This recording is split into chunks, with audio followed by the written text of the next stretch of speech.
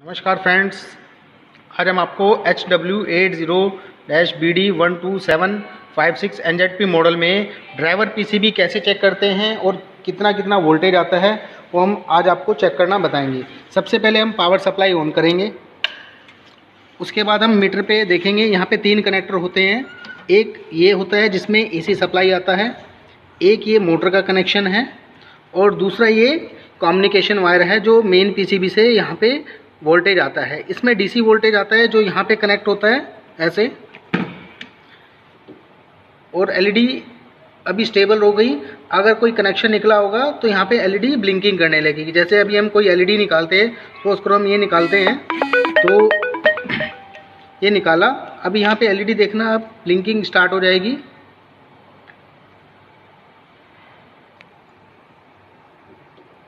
ये ब्लिंकिंग यहाँ पे स्टार्ट हो गई है, ये ब्लिंकिंग कर रही है। अब हम यहाँ पे वोल्टेज चेक करेंगे, वोल्टेज कितना आ रहा है। तो सबसे पहले हम यहाँ पे एसी वोल्टेज चेक कर रहे हैं पहले कनेक्टर पे।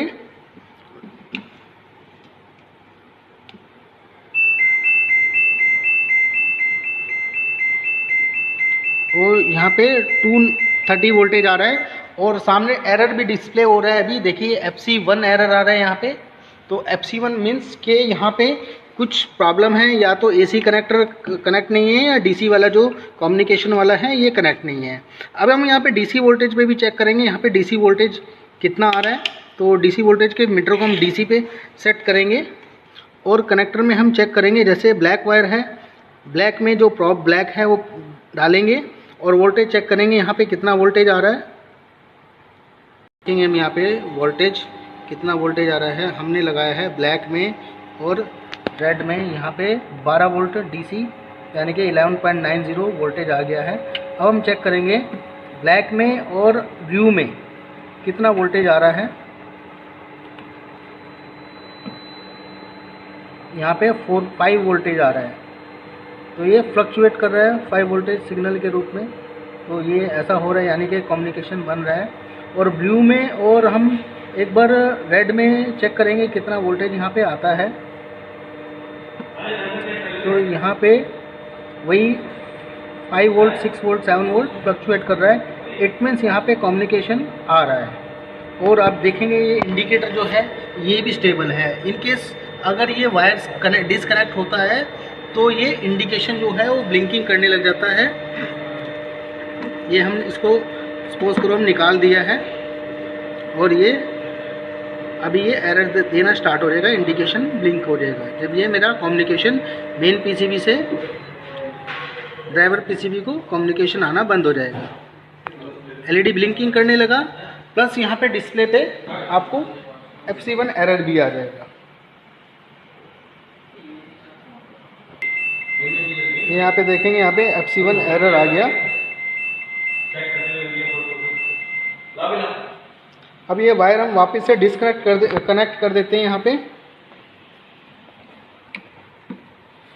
ये जो इंडिकेशन था वो स्टेबल हो गया बिल्कुल एकदम, अभी ब्लिंकिंग नहीं कर रहा और डिस्प्ले से एरर भी हट गया है। अब हम क्या करते हैं, यहाँ पे ये मोटर का कनेक्शन निकालने से क्या होता है वो हम देखेंगे। मोटर का हम कनेक्शन डिस्कनेक्ट करते हैं और देखते हैं क्या होता है यहाँ पे, और डिस्प्ले पे क्या एरर आता है ये भी हम चेक करेंगे। मोटर का एरर थोड़ा सा टाइम लगता है आने में, तो आप 3 मिनट वेट कीजिएगा तो एरर आएगा इसमें। ये देखेंगे यहाँ पे F7 एरर आ गया है। तो इट मीन्स है फैन जो इसकी मोटर लगी है मेन मोटर, उसका कनेक्शन डिस्कनेक्ट है और इंडिकेटर भी ब्लिंकिंग करने लगा। तो इससे हमें पता लगेगा कि अगर F7 एरर आ रहा है तो इसका मतलब है मोटर का कनेक्शन निकला हुआ है या मोटर ख़राब है। इसी साथ में हम ये भी चेक कर लेंगे मोटर का रेजिस्टेंस कितना आ रहा है। यहाँ पे इसको हम कंटिन्यूटी पे लगाएंगे और इसका रेजिस्टेंस हम चेक कर लेंगे। रेड और येलो, ये रेड और येलो पे 28.7 और रेड और ब्लू पे